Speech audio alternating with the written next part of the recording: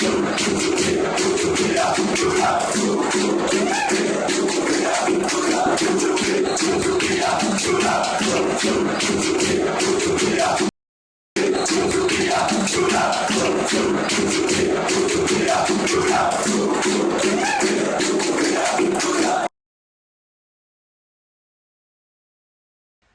and welcome everybody to another installment of Golden Gooner TV. Guys, back with another video for you today. Obviously I'm here to review the 1-0 defeat to Aston Villa last night, and before we get into the video, please don't forget to subscribe, turn on bell notifications so you can see when my content drops. Leave a like and leave some comments in the bottom of this video. Obviously there's a lot to discuss, so we might as well jump right into it. So, my overall feelings on the game. Don't think we deserved to win, but don't think we deserved to lose, is how I'm feeling. I don't think we outplayed Villa, but if you look at the stats, we had more of the chances. We actually should have scored at least one. And I said in my group chat with some of my fellow Gooners on WhatsApp last night, I said, I hate losing 1-0. And I always have this funny thing of saying is that, you tell me you couldn't just score one goal, Arsenal. You just needed to score one goal. And look, it's easier said than done. Obviously, you know, some teams are more difficult to break down than others, but we had our chances. And we weren't clinical enough. And yes, you know, on another day, maybe we score 4 and, you know, we're talking about a completely different game. But we didn't, so we are talking about a loss. And those are the fine margins that it comes down to nowadays, you know, is that, look at Villa, guys. Villa are in the top 4, a point behind us. And they are there on merit, so, you know, we have to take them seriously and give them their credit. But I do feel that we gave them a game. It wasn't like the City game during the week where they had it all their own way. And I think the boys can be disappointed. I don't think we were clinical enough in attack. Yeah, man, it's just that it just looks like something's just missing at the moment, you know. I don't really know what it is. And it's not like it's every game, don't get me wrong, guys. We come off the back of scoring 4 against Luton, you know, scoring 2 against Wolves, scoring 6 against Lens in the Champions League. So it's not like we're not scoring. It's just that, again, people say that we maybe don't look fluid. I don't think it's more fluidity. I just think the players that don't look as clinical and as cutthroat as last season. I think you're looking at a bit of overplaying, a bit of thinking about it too much. I think last season the players were just, I'm talking about attacking players, were just going for it. So, yeah, that was a bit of a disappointing result yesterday. I'm not gonna lie. I'm not surprised that we lost because look, Villa are in good form at home and they just beat City, so obviously it was gonna be a tough game. But like I said, and I've been saying that, you know, when you come against your direct rivals, which Villa are at the moment, it's always a good thing to not lose away from home and then beat them at your home ground. So now that means in the reverse feature, when they come to the Emirates, we have to win. You know what I'm saying? And look, a point yesterday wouldn't have been the worst, but we aren't in a precarious position either. You know, we aren't first, but I've also said it throughout the season that just be in touching distance Arsenal. Come March, come April, be in touching distance with the top of the league, you know. Whether it's City on top, Liverpool, whoever, be within 1 to 3 points behind them, you know, and we are in for a shot. So look, it's not a complete meltdown. People are saying, ooh, are Arsenal going to bottle it again? I'm like, what are we bottling, guys? It's December, you know. No, as an Arsenal fan, I'm happy that we were top of the league, but not top of the league in the sense that I'm like, we are going to stay there and win the league from that position. It was just nice to be at the top, you know, especially because everybody thought we'd fall off exponentially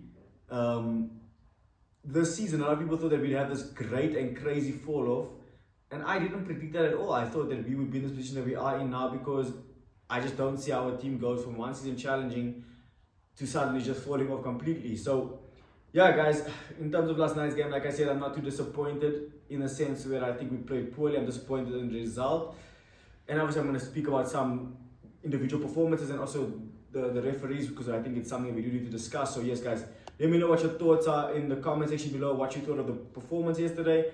Do you think that we were deserving losers? Do you think that we actually deserve to win, or do you think that maybe, you know, a point would have been a great result? Obviously that's all hindsight, we've already lost, but let me know your thoughts on the game and what you made of the players' performance yesterday.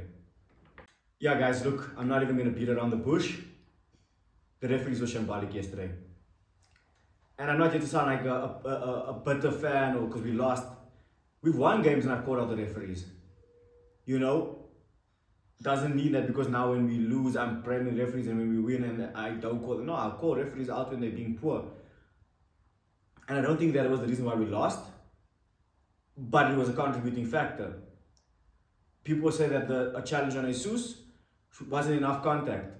Okay, so how do you know how much is enough contact to bring somebody down? Do you know what I'm saying? At the end of the day, he kicks the player. He doesn't get the ball dug so easy. He kicks Jesus, not just a slight nick. He doesn't get the ball. He kicks Jesus' leg. Jesus is already standing on one leg already. So remember, he's already off balance. You know, so obviously now trying to keep your balance, he's going to go down. And the fact that the referees just were like, nah, no penalty. And here's my thing, guys, that really irritates me about this thing with VAR. Bring up that incident. Let the referee go and check it. Let him, don't make the decision for him. Let the guy in the middle of the field go and make all the decisions that are required to be reviewed. Say, we've spotted this, or they've appealed for this, we're putting it up on the monitor for you to have a second look. It might take an extra minute, but at least maybe we get the referee to make the decision that he wants to make. But it's basically the referee gets told by VAR, no, we don't think it's a penalty. But the referee's interpretation, if he sees the game, might have been different. So that's what I'm saying. It's very important, in my opinion, to give the referees that power that it still feels like the man in the middle is refereeing the game. And then you have the Havertz disallowed goal, which for me is crazy. First of all, the proximity in which Havertz is to Matty Cash, how can Havertz move his hand out of the way? Right? Then if you look at the actual build up to that, the ball strikes Matty Cash in the same position it strikes Havertz in. Why is that not given as a penalty then? That's the question I'm trying to ask. Like, how are they basing this decision? And the referee gives a handball, and maybe he's got great eyes, guys. But if you look at the referee is and where that handball happened, it's a bit, hey, you know, look, I do think that he made this decision because he saw it, because look, they did end up giving a handball, so he must have seen something to give his original decision as a handball. But I don't think it was a handball. Yes, it did have its hand, and if that's the rule, it needs to. And that's the thing with the rule. Rules are subjective, guys, because again, it's not that like Havertz was 5 meters, he wasn't even a meter away from him. How is that? How can you move your hand that quickly in the action of jumping for header and all that, and what happened and the play in general? I don't understand how the referee gave that decision. And then he goes to VAR, and again, you know, they come to the decision and it's like, oh, we cannot overturn the on-field decision, so no, I'm sorry. But what if the referee gets the on-field decision wrong? You watch it, it's clear for everybody to see. Now you're saying you can't overturn it. What's the point in VAR if decisions that are wrong cannot be overturned? I just don't get it. This VAR thing is so complicated in my opinion. It's just like, it's always questions about the refereeing and the VAR decisions. Why can't it just be straightforward? Like, why do we as fans not all know what the rules are? And I mean, what I mean by that is like, why are we always having a debate about was that a call there? Should that have been a call there? It should be black and white, it's a rule. And then brings me back to my point saying the rules are subjective. You cannot always use the rule to every situation because sometimes they don't apply. Like yesterday, yes, it hits Havertz's hand, but the referee, take into context where he is. How can you expect that player in Havertz to move his hand out of the way that quickly when he's not even intentionally trying to use his hand? It hits Cash, comes back onto Havertz. It's not like Havertz brought the ball down and controlled it with his hand. Like, I'm just so baffled by that decision. And then you have the Diego Carlos elbow and Eddie Nketiah, and I've got some rival fans saying, oh, everything looks worse when you slow it down. Then why does it look worse when you slow it down? Because that means it looks bad. It's not about it looks worse when you slow it down. He flung his elbow out. We had Bruno Guimaraes against Jorginho. Now we've got the Diego Carlos against Eddie Nketiah. The referee didn't even see the incident, but he gives a yellow card. I don't understand what. So the VAR said, listen, we've seen it, it's just worthy of yellow card. Why not then go tell the referee to do the same thing, do without penalty, and go check the monitor? Because I'm sure if he goes to check the monitor, he gives a red card. I guarantee you that. But again, you know, Arsenal fans are crying, all that boring, you know. It's not even banter at this point, guys. It's like, I'm a football fan, guys. You know, when Spurs had the decision in the favor for against Liverpool, I called it out and said that was a poor decision. I'm not here biased and saying, oh, all decisions should be given for Arsenal, and if it's another team, no. But I'm getting a lot of that from other fans saying, oh no, you know what, you crying, and it's just, guys, can we just be serious? Because at the end of the day, when it happens to your team, then you're gonna sit here and say, oh, the referees are shambolic. All I'm saying is, as fans, we need to get together, and there needs to be more pressure on the referees to make the correct decisions. They are ruining the game. We cannot be talking about refereeing decisions every single week. And I think, and that's what the crazy thing is, no one is seeing a problem with this. Like, it's always like, no, if it's my rival, I'd rather banter them. And then the next week it happens to you, and then it's like, oh, we must banter you back. And I'm just like, guys, what's the point? At the end of the day, we're all getting robbed. Like, at what point do we say, like, actually, this is actually a problem and they're fucking us over? Sorry for my friend, but I'm very frustrated at, like, the level of the refereeing and the response by rival fans to other team situations and their decisions that are being given against them. You know, for example, United Hoyland against Rodri, right? No penalty to City. Then in the week, Gabriel against Luton, the guy's literally pulling his shirt off his back, no penalty. But no one is saying anything because you'd rather Arsenal are crying. Instead of saying, listen guys, look at the inconsistencies there. That's where the issue should be. It's inconsistent refereeing from a governing body that's bringing us. It's not like they're choosing referees from Spain and Italy. It's all their guys. So how are they being inconsistent? So yeah, you know what, I'm not going to continue to just rant on about the referees, but I do think that if you look at the decisions that that have been given against Arsenal have been ridiculous. And call me what you want, call me a bitter Arsenal fan, they have been bullshit decisions. Because Gabriel against Newcastle, rubbish decision. The fact that we didn't get 2 penalties against Luton, even though we won, rubbish. And then yesterday again, no red card, no penalty, disallowed goal, rubbish. Burn them all. Get new referees. I don't know where you even get the referees from. If you would bring other European referees, international referees, I don't know. But the standard refereeing in the Premier League is appalling. So yes, guys, let me know what your thoughts are. I think I've gotten a bit on a bit of a rant there, but let me know what your thoughts are on the refereeing display yesterday. Am I being overly emotional, or do I have a valid point, or do you think that, you know what, you win some, you lose some kind of thing, and it all balances itself out throughout the season? So yeah, I'm really keen to hear your thoughts on that from Arsenal fans and some from rival fans as well. You know, let's keep it a football debate, guys. Please just not come with no stupid banter. It's just boring at this point. Like, this is a football channel to discuss football, so let's do that. I don't mind, you know, banter within reason, but yeah, like I'm saying, let's just keep it football. Let's actually debate why you think it maybe wasn't a penalty, why you think it was a penalty, etc., etc. So yes, guys, let me know your thoughts in the comment section below. As I was going to speak about a couple of player performances. Obviously, there's not much to praise in a defeat like that, but I will say that I'm happy to see Kai Havertz have a good game again. I think the unfortunate thing is that we lost, so that overshadows everything, and the refereeing decisions were also poor, so that also overshadows kind of his performance yesterday. But I'm glad to see Havertz getting some level of consistency in his game now. I think from the Brentford game, you've seen his influence in the team start to grow, and I think yesterday as well, for me, was my man of the match.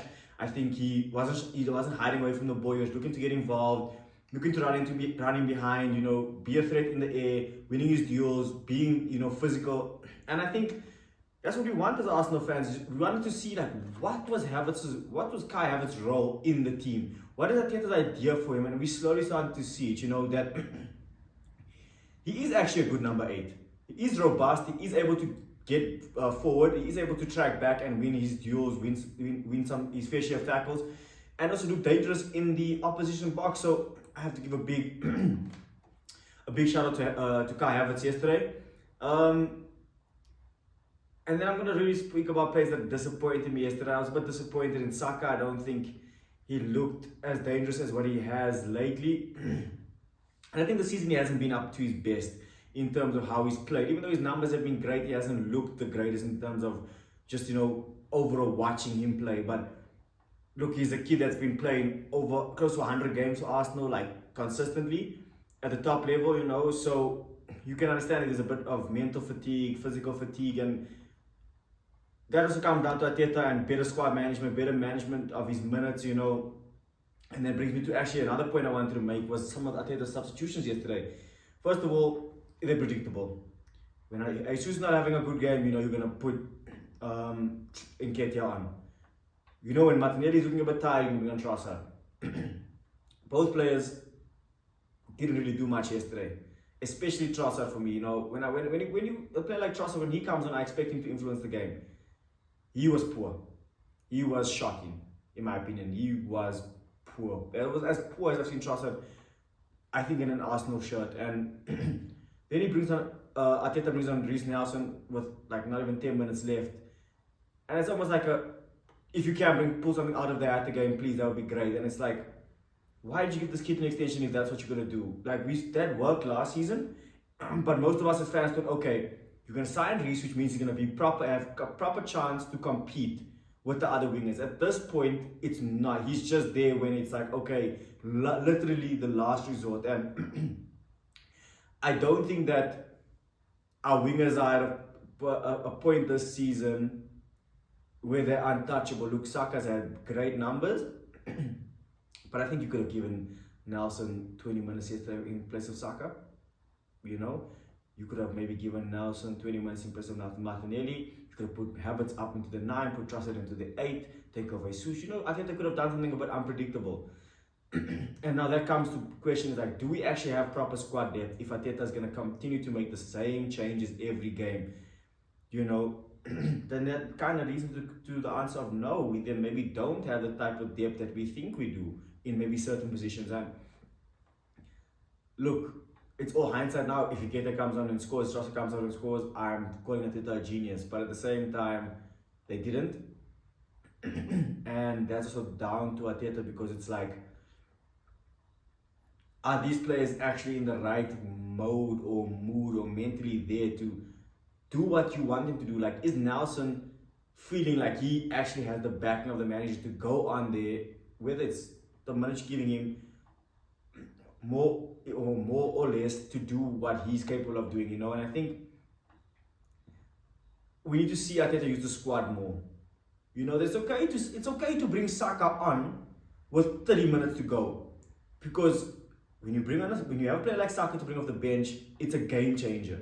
Sometimes Nelson needs to start, and sometimes you need to trust your squad. You know, yes, Brighton, for example, on next weekend are going to be tough, but why not start Nelson? Bring Saka on with 30 minutes to go, 25 minutes to go. That's a whole new way for the opposition coaches to think about. But they're all going to plan in their heads, okay, Saka starts, Martinelli starts. If we can keep them subdued for 60, 70 minutes, you know that Arteta's going to take off Martinelli, bring on Trossard. You know, you need to have some sort of unpredictability to your game. And I think Arteta's going to really need to show us, especially because how thin our squad is at the moment, that he's capable of doing that. So, I don't know, guys. Let me know what your thoughts are on some of the players that performed yesterday. Do you agree with me that I think we need to see some more rotation in the squad, and, you know, Arteta needs to be a bit more savvy with his substitutions? Or do you think that, listen, it was just one of those games that we could have had 30 more minutes and with 10 more shots and we still wouldn't have scored?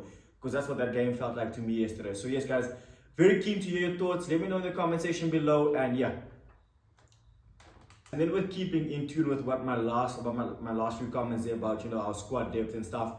We're obviously looking forward now to the PSV game in the Champions League in midweek. And I think all Arsenal fans can agree, or maybe not all, but I think it's a chance for Arteta to rest some key players. I'm talking about your Salibas, I'm talking about your Declan Rice, talking about your Saka, talking about, you know, Ben White, because obviously we're thin in defense now. And then give some players on the fringes a chance, you know. I mean, you want to bring in your Trossard, your Nketiahs, your Reece Nelsons, your Jorginhos, your Elnenis, your Cedrics, your Kiviors, your Ramsdales, you know. And you're gonna need these players over the next couple of weeks until January, you know, because we don't know what can happen in the next couple of weeks. We might need to have an Elneny come in again for, you know, his 3-game cameo that, you know, always seems to happen every season. And I don't want to chuck in a cold player. So I know some fans might think that, you know, listen, it's still a Champions League. You don't want to, you know, disrespect anyone. But look, we've qualified. We're top of the group. We're not in a position to lose anything. Look, and I'm not saying it's okay to have the mentality to like say, okay, you know, we can lose this game, it's fine, but this season is a marathon, guys. You know, even the Champions League, we've already done what we needed to do. We don't have to, no one says you have to come out of the Champions League group with a perfect record to win it. You know what I'm saying? So in my opinion, I think that this is a perfect opportunity for Arteta to rest some of his key players. And when I mean rest, I don't mean take and leave them and bring them on 7 to 20 minutes to go. I mean leave Rice at home, bring some youngsters, leave Saka at home, leave Saliba at home, leave White on the bench for as long as possible in that game. Throw in a couple of youngsters where you can, and look, let's see what they're about. And ultimately, these young players until January are gonna have to be ready to step up, whether they're ready or not, in a sense, because we don't have the options in defense. For example, we've got Timber and Tomiyasu both out, and next in line is Cedric, and then after that it's Walters. So ultimately, Walters is one injury away from almost being a key player. You know what I'm saying? In a short period of time, not for extended period of time, but just until January. In case we get an injury. So I think midweek is a good chance for Arteta to give some young players a chance. Also gives his fringe players a chance to stake a claim for the game against Brighton on the weekend. Look, we've just lost. So why does it mean that now, even though we've lost, that team needs to stay the same? Look, we didn't play poorly, so I understand why some fans might say that, but at the same time we lost. So it's clearly something wasn't working. So I think it's an opportunity for players like Trossard, Nketiah, Nelson, Jorginho to stake a claim for a place maybe on the weekend. And why not? Why not? I want a competitive team. I want a team that is similar to City's, where Pep surprised you today. He's just not going to start these two players because he's going to start the other two because they are of same quality, and he's giving them that chance. I think Arteta needs to also get to that point. Look, easier said than done, but it needs to be done at some point. So you might as well start doing it now. When it's a bit earlier in the season still, it's not crunch time just yet. And let's also see what these players are made of. Maybe Nelson, for him to get to the player that we all think he can get to, he needs a run of 2-3 games, starting or playing at least 60 minutes. And we might start to see the best out of him, and that's also on Arteta to trust these players. Otherwise, what is the point of giving Nelson a new contract, in my opinion? Then you just wasted a contract, you're wasting wages, you're wasting a space that could have maybe been freed up for maybe a Pedro Neto, for example, a player that you maybe trust more. So, yes, guys, obviously, it's Champions League and it's a big competition, but like I said, I don't think it's an important game. Everything is already sealed in that competition, and our full focus should be that game, but also with an eye on Brighton on the weekend, especially with Brighton being our bogey team at the Emirates. So, as always, guys, let me know what your thoughts are for the PSV game. Do you think Arteta should heavily rotate, or do you think that he should continue with a strong enough team to continue momentum or to get us back to winning ways so that we're prepared for the Brighton game? Is my approach or the way I'm thinking about it completely wrong? Or do you guys agree that we need to really just give some of the players a rest? So as always, guys, thank you so much for joining in. Please don't forget to leave your comments, your likes, and subscribe. Turn on post notifications, and so you can be informed whenever I drop a new video. And as always, guys, from myself, Shannon, and everyone here at Golden Gooner TV, it's good to be a Gooner.